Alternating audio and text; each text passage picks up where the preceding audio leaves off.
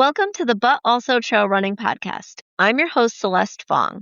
Let me start with a warning that this is an adult-only podcast. There will be profanity and indecent conversations. I would apologize, but I'm not really sorry. So today, I would love to welcome the one and only Jess Roussell. Say hi, Jess. Hello. How are you, my love? I am fantastic now that I'm talking to you. This is why you're my favorite. Just to start, you a couple weeks ago had a huge accomplishment. So please share what it is. Yeah, so I finally completed my 100.7 at Notchview, which is the race that I wanted to complete it at. After attempting last year for my first time, I got to 62.7 miles last year, which is 100K and a huge accomplishment from my previous mileage. 100K is no joke. It was no joke. I pushed really hard for that, and I got there in 30 hours, which was, getting through the night and seeing the sunrise was just one accomplishment, and being able to hit 100K, knowing that I wasn't going to make it to 100 miles, but that I would be back to get it. And so I got it this year. I'm very excited about it. Congratulations. Thank you. It's a huge accomplishment. It is life-changing. It really is. Yeah. I mean, last year I did it, like I said, I did that in 30 hours. This year I had that same milestone in 26 hours. So I ran that in 4 hours faster. It was just the last 40 miles that slowed me down. Yeah, but okay, first of all, 4-hour PR is ridiculous. Like that's, and once you hit a goal, for me anyway, you hit something you've done before, it's like you could do it. So after that, every step after that is a new challenge. And it's a psychological fight in a lot of ways. Oh, it really is. And you have to have the right people there with you, because you can convince yourself of absolutely anything, good, bad, or otherwise. So having the right people around, and I just feel like I had the right people, the timing, just the weather, although it did get hotter than I expected during the day. I mean, everything was really just perfect by all accounts. So it does make a difference. Yeah, and you fucking did it. I did it. Yeah. But let me tell you, those last 3 loops, I felt like I was stuck in Groundhog Day. I did not know that I was ever going to grab that spike. So when I finally had it, I think I cried that whole last loop, just knowing that I had that stupid thing in my hand. And it was actually the last loop of the 100. Yeah. So yeah, it's an amazing feeling. It really is. And it's funny because you said the last 3 loops. So the last, loop 3 and 2 are excruciating because it's like somehow you're at 90 something miles, but you're like, how am I going to do 6 more miles? Right. Yeah. But once you take that spike and you're out, you don't really have a choice. At that point, you have to finish. Like you're in the woods. What are you going to do? Right. So you're finishing. For me, it kind of gives me a little boost at that point. All of a sudden you have this magical energy that you're like, where were you 22 miles ago when I really needed you? And the last loop, you're just completely energized. Right. I was crying in the porta potty and you weren't there. I did not cry in the porta potty this year. No, I cried at the aid station table, though. My friend that came with me, he did his first 12-hour ultra. Yes, I want to talk to him too. Yes, I was going to suggest that you talk to him, because I am just beyond amazed at his accomplishments. And I think he has a lot of really great things to say. So you will help me schedule that. Yes, definitely. Okay. But yeah, I thought he was going to come up with me for some of my last loops. And then when he realized he wasn't able to do that and he told me that, I was a little soul crushing. So I sat at the aid station table. I forget the gentleman who was there on Sunday morning. I can't remember his name, but thank you to him, because he saved my life those last loops. But I cried for a little bit before I pulled it together and went back out. Yeah, listen, no judgment, okay? Do you remember last year when I threw a temper tantrum and went home to Connecticut for 24 hours? Wait, was that different from any other year? Or no? Well, no, I don't usually actually go home. The temper tantrum's normal. Oh, wait, you actually left and went home? Yeah. Oh, last year I threw a temper tantrum, went home for 24 hours, came back and did 40 more miles to hit 110 for the year. See, that's amazing. Yeah. I feel like just the leaving the venue and coming back, or just washing your face sometimes, just puts a whole new perspective on things. Yeah. Well, and this year I did the same thing because I was like, I'm not doing 100 this year. I'm just having fun with my friends. And we fucked around for like 24 hours at least. And then, like, literally, we were just sitting there watching people go by, making fun of everybody. And then I went home because I'm like, oh, I'm done. I'm going home. I'm having fun, Went home. And then I realized Craig was going to be alone. So I'm like, oh my God, Craig's going up there to be with us. And we all went home. So I drove back up to be with Craig. And he's like, if we push, you could get the 100. I'm like, I fucking hate you. Here's your little carrot. Come get it. Right? And then I did. But yeah. Yeah, just to pop back in and do 100, you're amazing. I can't even. Or stupid.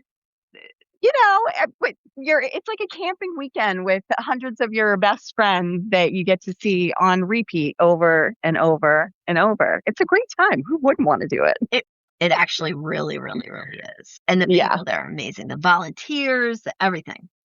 Yeah, the whole experience is great. And like I said, that's the race I wanted to get it on. I tried last year, and then I actually went to Hamster Wheel, which is also an amazing race. Shout out to Darby and her crew. But that one is a 30 hours, so that's an aggressive time crunch to get 100 in. But I did try a second time just to see how far I could get. But I'm happy I got it at Notchview. Yeah, Notchview. I love Hamster Wheel too. Are you going to Hamster Wheel this year? I think I might relay it with a couple of my friends who came out to crew me last year right before it fell apart in the middle of the night. So I think we're going to relay it as a group, but I will be there. All right. The idiots will all be there. Everybody's always there. That's my favorite part. I know I can show up to a race and you're there, Rob's there, somebody's there. Oh yeah, it's going to be a party. Yeah. All right. I want to hear about you though. So let's go back. What made you start running? So I had a friend way back in the day. She was a marathon runner way back then. And I just remember her training like crazy all the time. And she had invited me to do a 5K. And I was like, oh, I don't know. I don't feel like I could do a 5K. So then I trained my little heart out to go out and do this 5K with her. And we're standing at the start line. And I got so nervous with her standing next to me because she's a marathon runner and I'm just doing a lowly 5K. And so I said to her head, I said, I'll see you at the finish line. Just leave me here. So I went out and my headphones died probably from here to there. I mean, they didn't last for very long. Clearly a rookie move. And I had an absolute panic attack. I was like, I'm never going to be able to run this 5K without music. And so I tell people I got to the 100-mile because it was a slow escalation from 5Ks. So I started there. And I just feel like I quit on myself so many times on lesser races or smaller things that seem so much bigger. Yep. And I just reached a point where I was just determined to kind of overcome that mental block that I was having of, I can't do this. This is not something I should be doing. And so I ran a bunch of 5Ks for a while, swore I would never do a half marathon, signed up for a half marathon with a friend of mine who she thought it was a 10K. So surprise, I knew what we were doing. Clearly she didn't. And then we were doing it anyway. So then I was like, oh, all right. And I stayed in half marathon land for a minute. I did one road marathon and went straight to ultras. And it was just being out on the trails. Yeah, it's something, it helps you process life and things so much easier just being outside in the open air and being on the trail. And then you add movement and running to it and then throw in a few amazing people along the way. I've just realized that I'm addicted to seeing who I show up as when things get really hard and knowing that all the things before that I thought were so hard that I could never do, that I did. And so I love the journey of pushing forward and trying to do harder things. That might be the best quote ever. I'm addicted to finding out who I show up as. Yeah. God, that's amazing. Because life's going to get hard, right? It's a metaphor for life. Yeah. Life is just going to get hard and you could show up as a really bad version of yourself and not be able to get through all of what life is going to throw at you. And so it's life training, right? Oh, yeah, it really is. And just like with life, so much of what we are capable of is, in our heads. Oh, absolutely. It's a tough place to be, especially if you can't pull yourself out of it. Yeah, the dark. not just the pain cave, but when you go really dark. Yeah, I mean, yep, go ahead. No. Like you were saying, like sitting and crying like when you go dark. Yeah, and I could have stayed at that table and cried probably for an hour and had a big old pity party about what I was feeling and what I knew I had to accomplish. And it's okay to get upset. It's okay to have anger. It's okay to be sad. Just don't stay there for very long because then you will drag yourself down. Right. And it's very easy when you're there to quit. Yes. What do they say? That's where most races stop. That's when you stop. Yeah. Right. When you stop moving, that's where the quit happens. So it's the same thing in life. You stop at a point, you get stuck in a point, you get stuck there. Oh, and it's hard. What is it? What is it? A rolling stone? I can't remember the phrase. It's harder to get started than to keep whatever that is. Yeah, something about momentum. Yeah, right? you get what I'm saying. Listen, Yeah. menopause is a bitch. Okay, I speak Celeste. I feel it deep in my soul. I know what you're talking about. I should warn you that learning to speak Celeste could be detrimental to your mental health. But doesn't that mean I've made it? You've made it! Yay! One Celeste and 100.7 miles later, and I've made it. Life is complete. Like, what else could you even want? Right. Yeah. So what is next? So I definitely want the opportunity to do Notchview again and improve on the second half. Who doesn't? I think I can do better. I know I can do better. But yeah, I mean, kicking, I've done a lot of life coaching and race coaching for a lot of people. And I've had people under my coaching do, a lot of things that I haven't been able to physically do. So that's reassuring, but I don't just do run coaching. I'm mindset coaching people as well. So I would really love to kind of push forward in that area.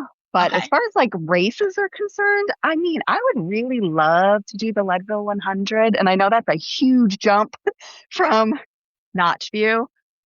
But again, I'm all about pushing myself to do things that seem like a place where I shouldn't be, that I don't have no business of attempting. I mean, but that's the only way that humans get better.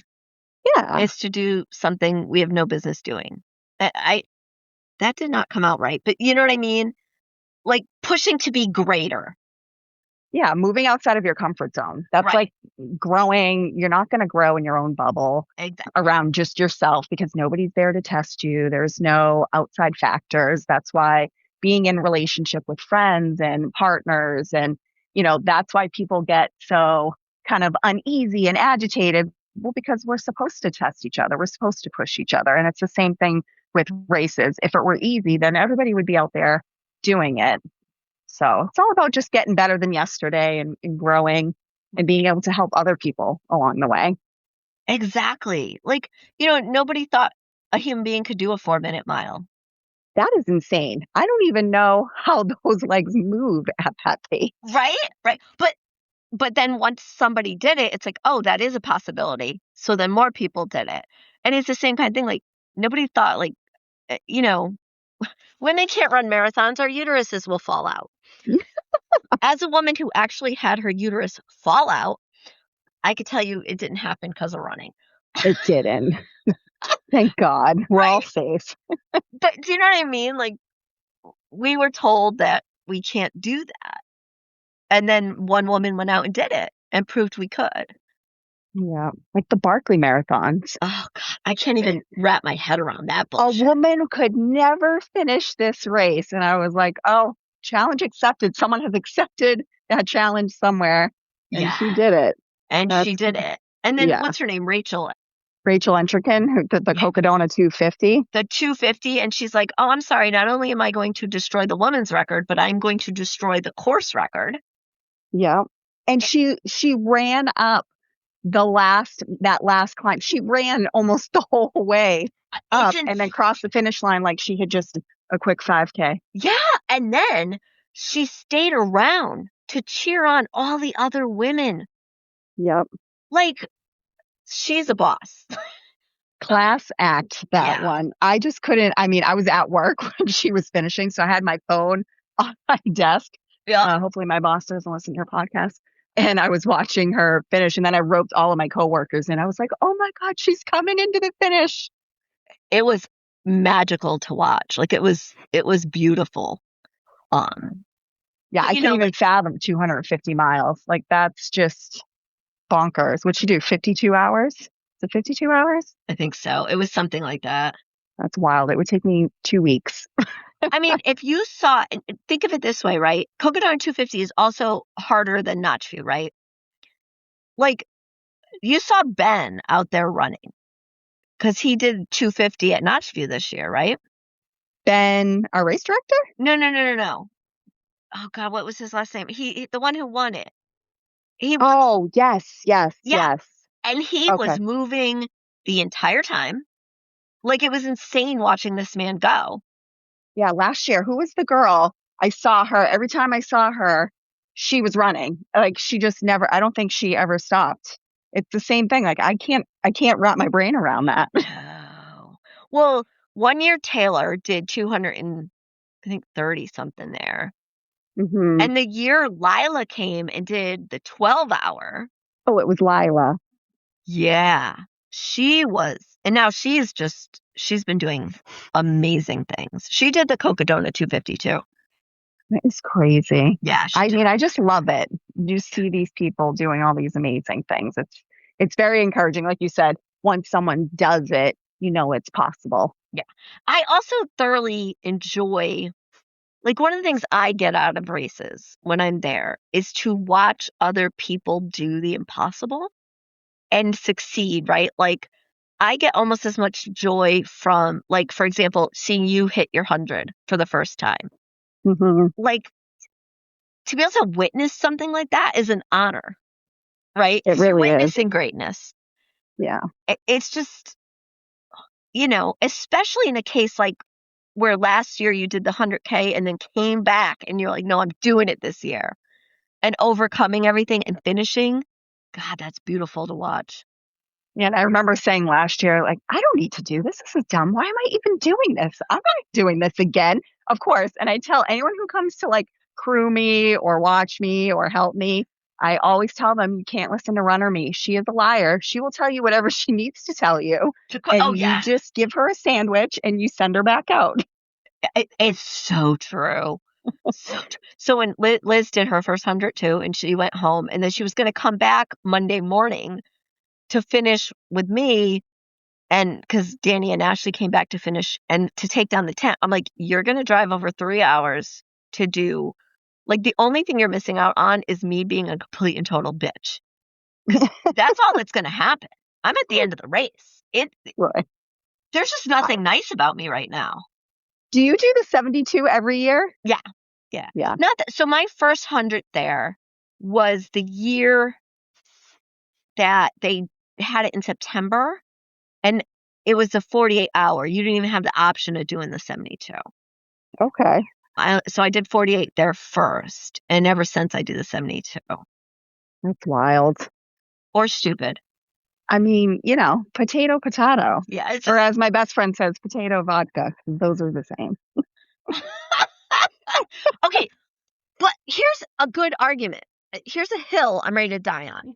Okay, let's do it. Potatoes are the best. Name something made out of a potato that is not good.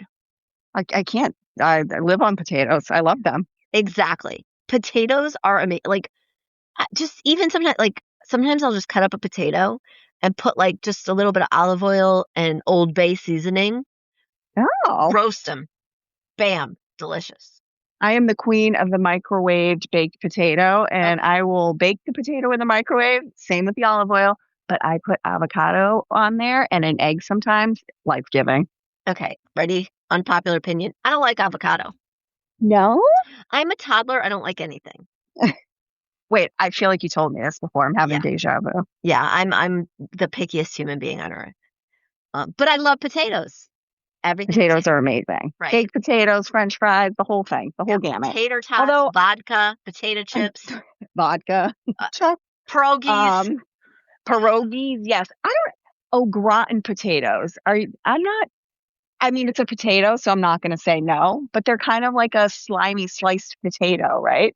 I think it depends on the au gratin. So there was, God, I can't remember the name, but on Captiva Island, there's this little restaurant there, and they would have like an au gratin potato bake.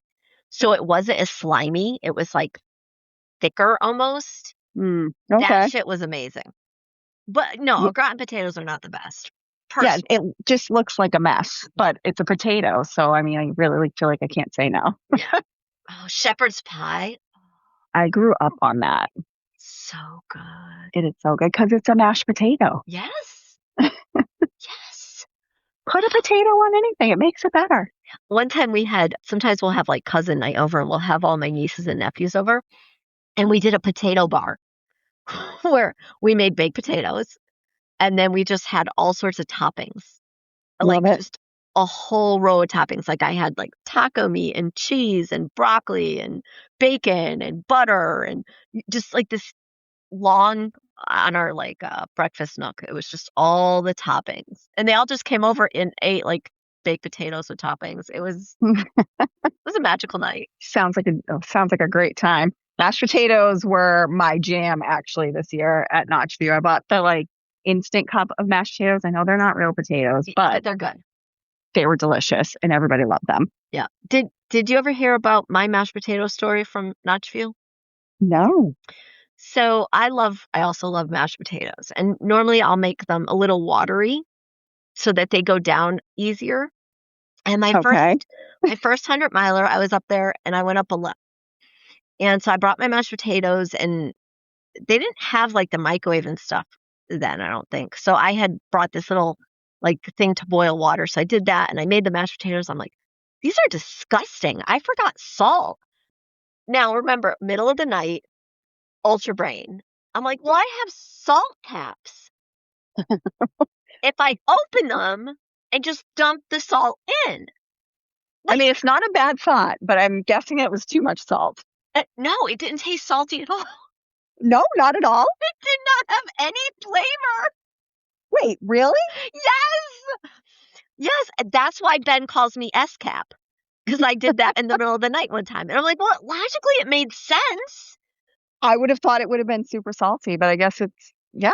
Zero salt flavor. And then, like, Tom and Julia were coming up, friends of ours from down here. They were coming up the next day. I'm like, just bring me salt. Like, just bring me salt. All I need. Yeah.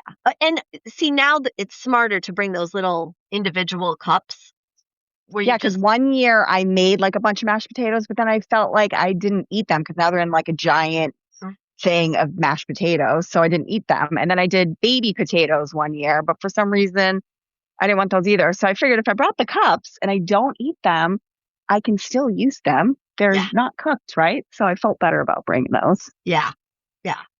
And those And are good. they were good. I got the loaded baked potato one, although a friend of mine Saturday night made one for me and did not put nearly enough water, and I almost choked on how dry they were. So I was Yeah. very disappointed. And you need even more water in them. I feel like when you're high up in mileage, I have a harder time getting anything like thick down. That could Mm-hmm. be taken so many ways. Um, Different podcast, different podcast. different. Although that is a topic of conversation that would happen in the trails and no one would blink. Right, exactly. Like, honestly. Yeah. Yeah, I would say like my biggest thing that I did this year that was one of my downfalls last year was the food timer on my watch because I felt like last year I did not eat enough when I could eat, and that caused issues of not being able to eat. And then now I was in a severe deficit while trying to Mm, run, and it was just a quick landslide into not finishing 100 miles. So this year I put a timer on my watch for food and water, which let me tell you, every 30 and 20 minutes of that watch beeping at me to tell me to eat and drink was quite obnoxious for 47 hours. Did you almost punch somebody asking for a friend? I yelled at my watch several times. I Okay. would be mid conversation and it would go, doo-doo-doo-doo-doo, and I was like, stop. That's, see, I have, like, my friends do that because they know nutrition's always my thing. So they'll be like, are you drinking something? And I'm always like, fuck off. I mean, then I drink something, but Yeah. but it helped. And so I was able to eat the whole time. I mean, I was still starving the whole time, obviously, because I was burning way more than I was eating, but I wasn't dying. So that was the key, not to die. Well, that's what happened to me Saturday. Like, I was at such a caloric deficit because I couldn't, like, get anything down. I think I had, like, 400 calories Saturday. Oh, wow. And Yeah. most of it was liquid. Yeah, it was not pretty. No, I know that place. I've been there. I don't like that one. Yeah. Where you just, and then once you get to it, it is so hard to get out of. So hard. And then if you don't have the right people there, as in people who are not running and who have sane minds, that can help you troubleshoot it, then you just have a bunch of us idiots trying to figure it all out at the same time while we're all equally as tired and, starving. It's like, okay, the brain cell that we all share, somehow it's split into 50 and it's not working. A bunch of walking zombies out there. But it's fun. It is fun. So I say it's like type 2 fun, right? You're like, I'm not sure. I'm having fun. A little here, a little there. No, this is great. And then, but it's after the fact where you really sit on it and think about it. You're like, no, that really was fun for a lot of different reasons, even in the struggle. And afterwards, you sit there and go, oh, I got to wait an entire year for Notchview again? Mm-hmm. Right? Yeah. Yeah. Well, I think I put a post up when I got Ben's card in the mail with my sticker saying, post-race blues are a big thing. Like, it's real because the race is just abruptly over. Your training is over. The race is over. And then you're just like, okay, now what do I do? Well, yeah, and you have such a high, especially like in your case, right, where you've done this epic thing and it's such a high, it's such a huge accomplishment. And then all of a sudden it's like, now what? Yeah, now I have all this free time. And that's how they suck us back in to register for the next one. It's so funny because there's 2 camps after an ultra, right? I'm never, ever, ever doing that again. And then you wait a couple weeks to sign up for another one. Or instantaneously, like you're signing up. Yeah, like, where's the next one? There's one in 2 weeks? I think I could do that one. Yeah. I've actually been out in the middle of one and had to stop to register for a different one because registration was going up. Oh, well, that was a smart choice. And you know what? Runner, you made that decision. And I'm proud of you. Yeah, not runner me is like, what the fuck were you thinking? It's like making bad decisions when you're sitting at the bar. Do you know how many races I've registered for sitting at the bar with my best friend?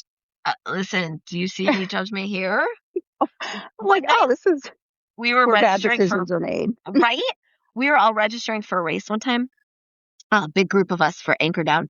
And one of our friends was sleeping. And we registered her because we're like, we can't have her miss out. And she's like, she wakes up. We're like, wait, we kind of signed you up for ultra. And she's like, what the fuck? Like, just put it on your calendar. The answer is yes. Listen, here's the deal. You fall asleep. You're asking for problems, right? Like, I don't know. You gave consent for me to do whatever you want or whatever I want. You fell asleep in my presence. That's a green light. Yeah. I give Danielle shit all the time. I'm like, if you go to sleep, you're giving me consent. And she's like, no, that's not how consent works. It's true. It's not how it works. I realize that. But in race registration. It does. And fucking with your best friend. Yes, exactly. Yeah. That's when we can torture. I think, anyway. So what have you been doing to kind of counteract that post-race blues?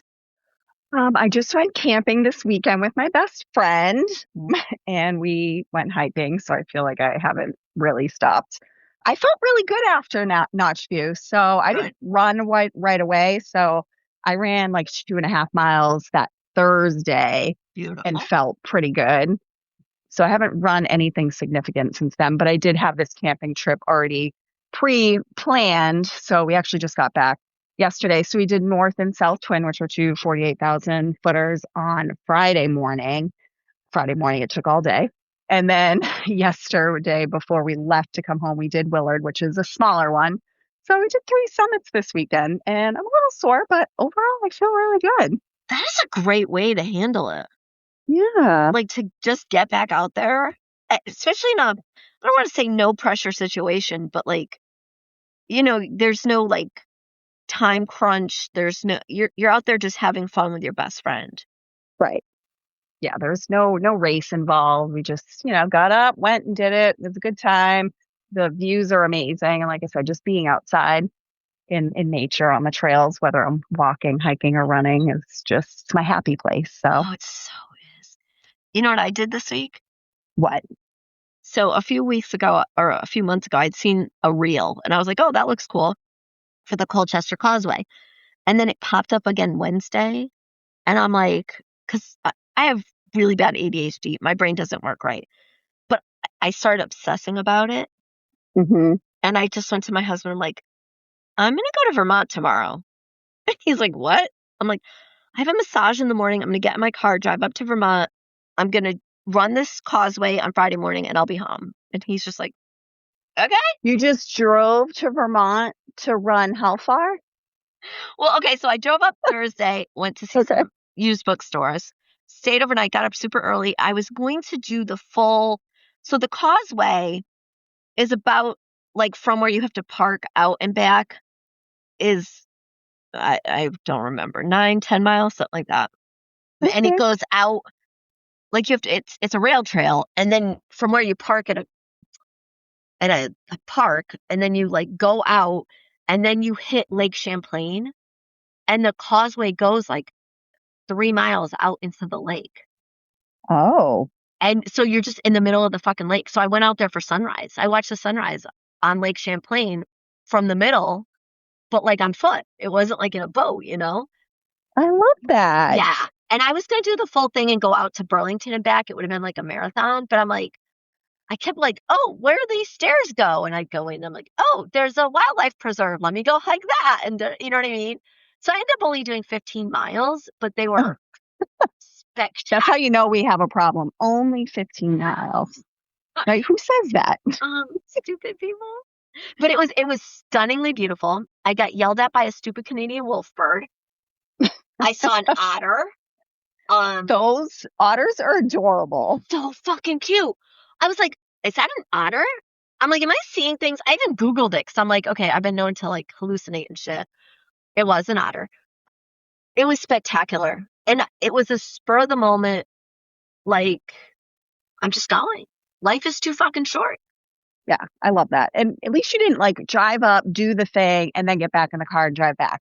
I feel like you're a little less crazy for staying the night over Thursday and then coming back the next day. Right. Well, and I know because I don't sleep very much.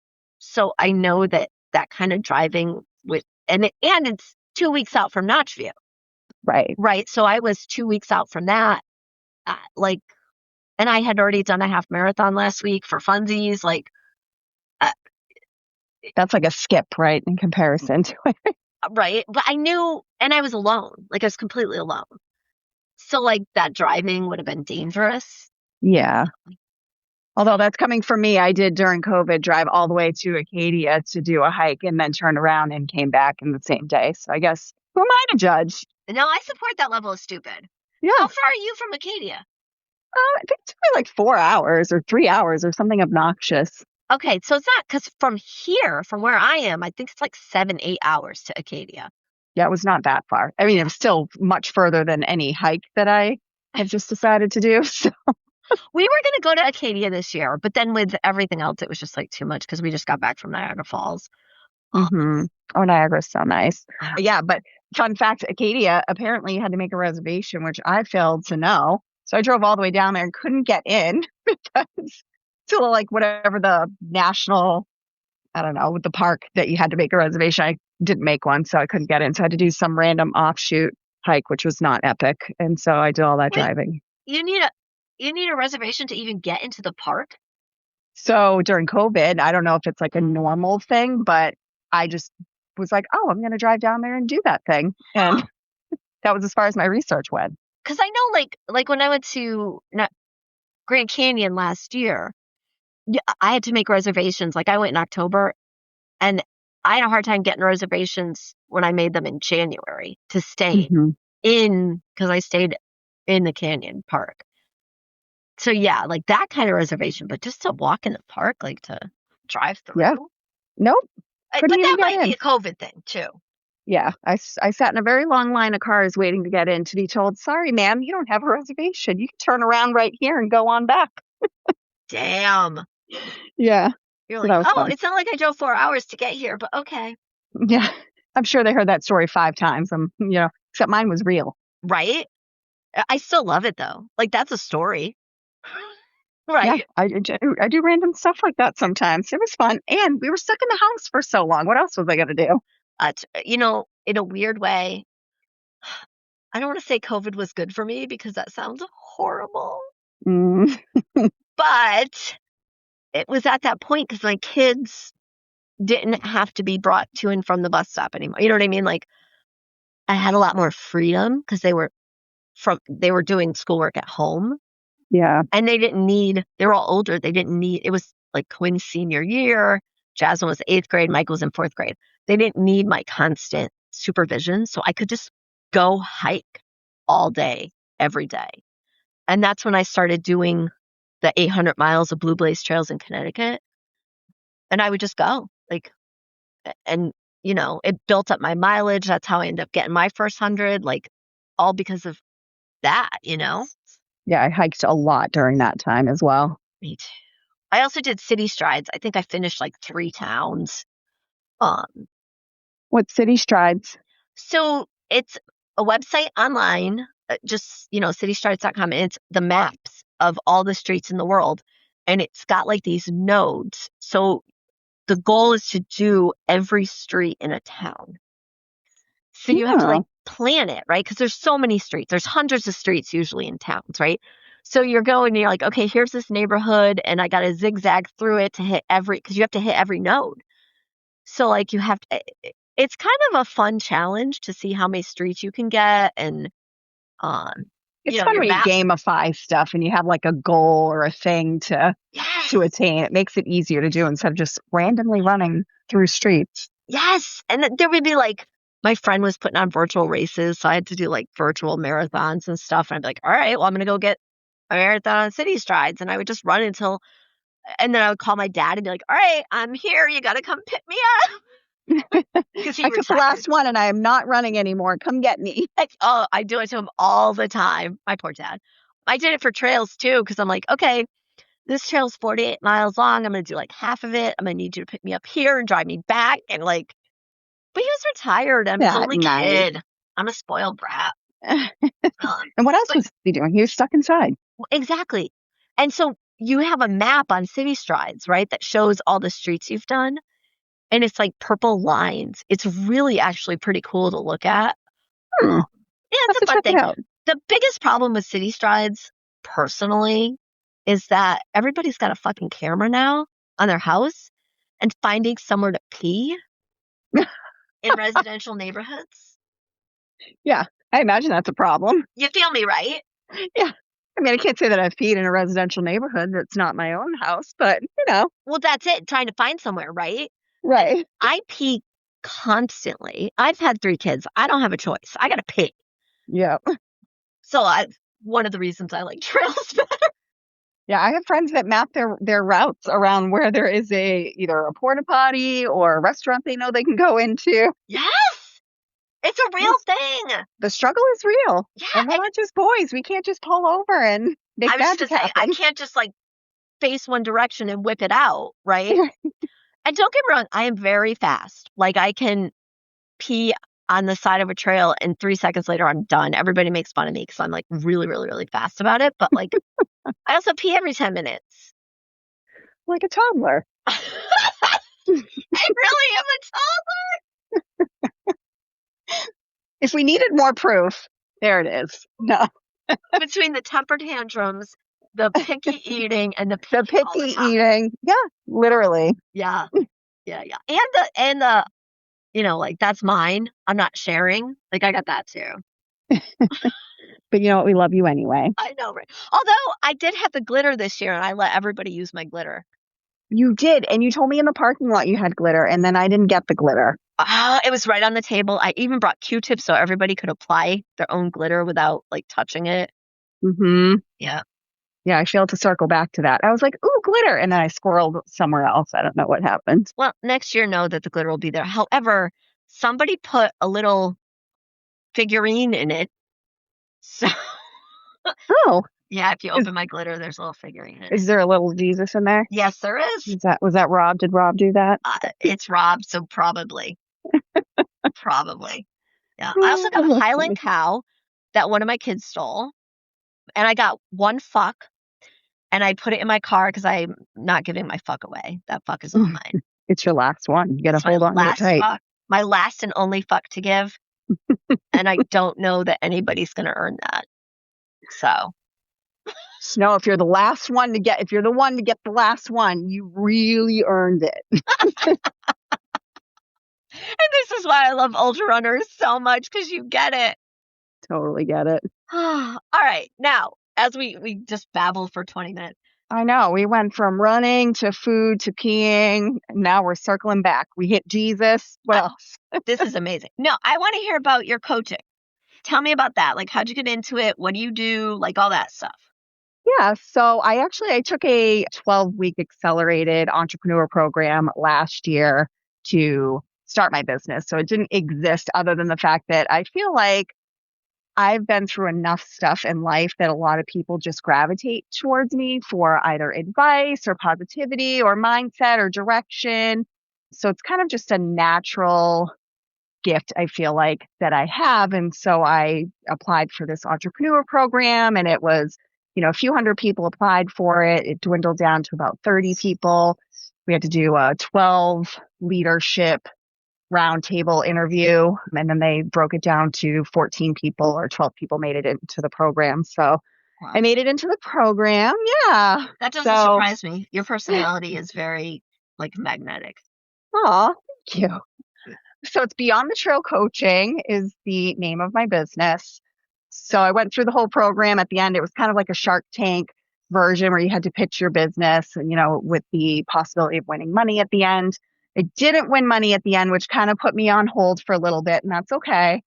So it's just life coaching, mindset. I have found more recently that it's been a lot of run coaching, but I try to work in my life coaching in with it as well, because like I said, running it's a lesson for life. It's about more than miles. And so to get people to the point where they realize that you're not just running a mile, that there's a lot of things you can process while you're out there, whether it's running, walking. So ideally, I would like to do most of my coaching outside on some level. Yeah. I know it's definitely person specific. So, not everybody's out there doing 100 miles, but if somebody wants to do 100 miles and be coached along the way, I'm happy to run alongside them. I've coached people into races and have run the races with them the whole way, making sure that they're keeping their mindset focused. And, so I really just have a goal of helping people. Like I said, I've been through a lot of really difficult things in life, and I feel like coming through on the other side, I give it all to obviously God, the trail, just being outside and just getting stronger through each of the situations I've been in. And I want to do that for other people. Yeah, the empathy part of it, right? Like that, like once you've lived through something, you can be more empathetic of other people living through shit. Yeah, it's easier to like hear what someone has to say when you feel like they really do understand. And I don't feel like you necessarily have to go through the thing that someone else is going through to be able to be empathetic for that. So I've obviously not gone through all things in life, but I have a pretty good grasp on how to work through those things. So that is my goal in life, is to work towards that and growing that business. So hopefully I can do that. I love that for you. Do you have like a website or a link or something? I do have an Instagram. It's been a little bit silent, but I'm going to actually get working on it. But it is Beyond the Trail Coaching on Instagram. Aw, you're the cutest thing ever. I'll link it and everything. Thank you. Yeah. I think you would be very good at that. Because you do have that kind of, you have an inner joy. I don't know how to explain it, but like being around you is like you're kind of bright and sunny. Aw. Yeah. Yeah. But not like I, superficial. No, no, I Do always you know what I'm seem the saying? happiest person on the planet. I mean, I could be going through things and most people wouldn't know that I'm going through things. And being able to help people even when you're in your own stuff Yeah. is a whole different thing. So I appreciate that you Yeah. see that. Yeah. It's like this natural joy, but there's depth to it too. It's not like, you know how sometimes you'll meet somebody and they appear to be like happy but it's like fake and you know it's fake and it's a turnoff. Yeah. It's not like that. You have like a, I don't know, it's like a kind of like a, you know how pregnant women shine? Yeah, they It's like do. that. It's like a natural shine, except without the baby. Right. There's no baby. I have a Okay. natural shine, but without the baby. Okay. Listen, I did warn you. My mind is a fucked up place. No, I love listening to the thought process of, how people come to their conclusion of what the final sentence is that they're going to say. Well, and the funny thing is, because my husband does this all the time to me, like I'll be saying something and he'll go, Celeste, half the conversation we just had was in your head. And I'm like, fair. Okay. I'm like, listen. And there's a, like, I think it's called dolphining, where like I'm at one subject and in my head, I've had like 15 thoughts. So there's like a exact line from one thought to what, from what we're talking about to what comes out of my mouth, but I haven't given you any insight to it. Yeah, you're having parallel conversations that do not include the people you're actually talking to. Bingo. I am the queen of that bullshit. And then you're like, no, we talked about this. And they're like, no, I don't. I'm pretty sure that was just all in your head. And you can't decipher because you've had so many of them. You don't really know. Right. What are you Listen, I just had, like, not only did I have 4 conversations with you, 3 of which were in my head, but 6 of my personalities also had 4 conversations with you. So I don't know. Yeah. You know what? You could be right. I don't know. I love it so much.